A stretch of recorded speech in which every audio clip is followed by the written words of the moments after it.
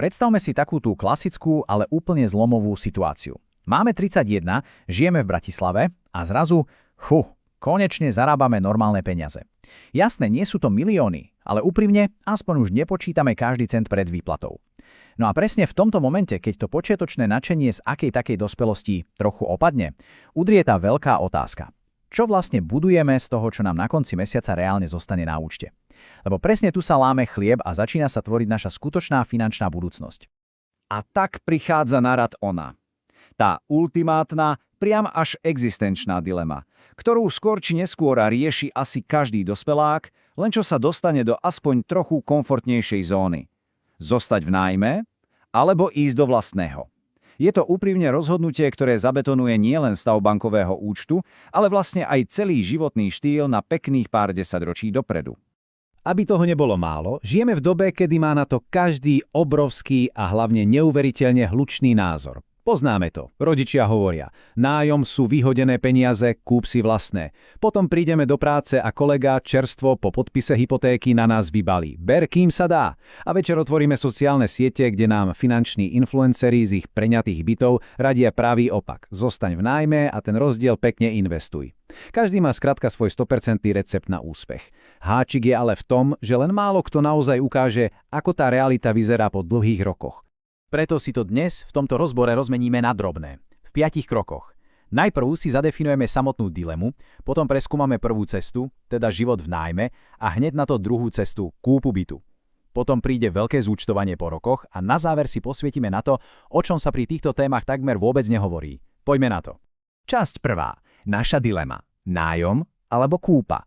Pozrime sa na tie skutočné počiatočné čísla a zistíme, z akej štartovacej čiary tu vlastne vybiehame. Zdrojové materiály, z ktorých dnes vychádzame, nám túto počiatočnú situáciu vykresľujú úplne presne. Náš hlavný hrdina má 31 rokov a býva v takomto klasickom, úplne normálnom dvojizbáku v Bratislave. Nič luxusné, žiadny extrém, bežná dostupnosť, zopár kaviarní naokolo. A presne na tomto mieste stojí na svojej gigantickej finančnej križovatke. Tak si to poďme spočítať. Nájom vychádza mesačne na 950 € plus 180 za energie. Sme na nejakých 1130 eurách. Ak by sme ale chceli podobný byt kúpiť, povedzme za 255 000 € a s 20% vlastným vkladom, samotná hypotéka by bola okolo 900 €. A bum, tu robí strašne veľa ľudí fatálnu chybu. Porovnávajú totiž len čistý nájom so splátkou hypotéky. Ale pozor, k vlastnému bytu treba naozaj nekompromisne prirátať správcu, fond oprav, poistenie, daň a aspoň nejakú rezervu na to, keď sa niečo pokazí. Reálne nás tak vlastné bývanie na začiatku stojí zhruba 1350 € mesačne. Takže tu máme objektívny rozdiel okolo 220 € v prospech nájmu. Tento tzv. Investičný rozdiel úplne zmení celú hru. Druhá časť, prvá cesta. Otvárame dvere číslo 1 a ideme sa pozrieť, ako vyzerá život, ak padne rozhodnutie natrvalo zostať v nájme. Tento scenár stojí a padá na jednej jedinej veci. Na brutálnej sebadisciplíne. Nájomca tu totiž z ušetreného rozdielu, čo sme pred chvíľou spomínali, vezme 250 € a vloží ich do ETF fondov. Ďalší stovku odloží bokom ako železnú rezervu. Dáva tak dokopy 350 € mesačne. A to chce potlesk, lebo k tomuto nikoho nenúti žiadna banka, človek to musí robiť sám od seba. O 2 roky neskôr, v 33, to prináša ovocie. Likvidné portfólio v hodnote nejakých 13 až 18 000 €. Zatiaľ to nie je na jachtu, ale peniaze pomaličky rastú. Prichádza však vek 35 rokov a s ním iný, podstatne horší problém. Rodinné oslavy. Teta sa pýta, a dokedy mieníš platiť cudzú hypotéku? Ten spoločenský tlak začína nepríjemne hrísť. Prečo by teda mal niekto dobrovoľne počúvať tieto reči? No kvôli benefitom, ktoré v žiadnej excelovskej tabuľke nenájdeme. Nájom má totiž jednu extrémnu superschopnosť. Absolútnu flexibilitu. Povedzme, že príde zmena zamestnania. V nájme? Žiadny problém. Človek sa jednoducho za jeden víkend presťahuje bližšie k novému ofisu. A výsledok? Ráno sa ušetria desiatky minút v zápchách. To je viac než 100 hodín ušetreného času ročne. 100 hodín života, ktoré sa netrávia nervóznym pozoraním na brzdové svetlá. To je obrovský upgrade kvality bežného dňa. Tento citát úžasne trafil klinec priamo po hlavičke. V nájme si totiž nekupujeme tehly, kupujeme si obrovskú slobodu. Nevýhodou však je, že si ju musíme neustále obhajovať pred celým okolím. A pozor, nájom sám od seba majetok nikdy nevybuduje. Zlý nájomca tie ušetrené stovky rozhádže, ten dobrý ich však tvrdo a pravidelne investuje. Mimochodom, taká malá rýchla vsúka, ak sa vám video zatiaľ páči, budem rád za like a odber. Neskutečne to pomáha šíriť tieto dôležité témy ďalej. No a teraz v tretej časti prehodíme výhybku. Vítajte v dverách číslo 2. Sledujme cestu, kde padlo rozhodnutie pre vlastnú nehnuteľnosť. Realita vlastného bývania, tá začína hneď na úvod poriadnou finančnou fackou. Pri byte za 255 000 potrebujeme s poplatkami, katastrom a znalcom zhruba 50 až 60 000 eur v hotovosti. Len tak položiť na stôl. A to je iba začiatok. Kvapka z radiátora, pokazená práčka, správcovi bytu nikto nevolá, tento účet platíme exkluzívne my, sme totiž majitelia. Lenže potom sa stane niečo fascinujúce. Prejde pol roka a príde taký ten hlboký psychologický obrad. Keď sa stena vymaluje farbou podľa vlastného výberu a navrtajú sa poličky presne tam, kde sa hodia, zrazu prichádza obrovská úľava. Už sa netreba báť, či nám prenajímateľ predĺží zmluvu, ten priestor môže mať svoje muchy, ale je jednoducho náš. Poďme si prebehnúť časovú os. Kúpa sa zrealizovala v 31-tke. Prejdú 3 roky a trh spraví svoje. Hodnota bytu poskočí na krásnych 285 000 eur. Zostatok hypotéky medzi tým mierne klesol a zrazu zistíme, že ten hrubý majetok uložený v byte vyskočil na 92 000 eur. To je fantastický rast. A presne v tom najlepšom prichádza vek 35 rokov a domová schôdza. Schváli sa oprava strechy alebo výmena okien na spoločných chodbách. Bam! Účet na 4 až 7 000 eur, splatný pekne bez pardónu. Pasívny príjem dostáva trpkú realitnú facku. A toto nás privádza k dôležitej myšlienke z našich zdrojov. Čísla na papieri vyzerajú ohromne, no hrubá hodnota nehnuteľnosti v žiadnom prípade nie sú peniaze na bežnom účte. To bohatstvo je doslova a do písmena uviaznené v stenách. Ak sú tieto peniaze zrazu potrebné, napríklad na rozbeh nejakého biznisu, nedajú sa len tak vybrať z bankomatu.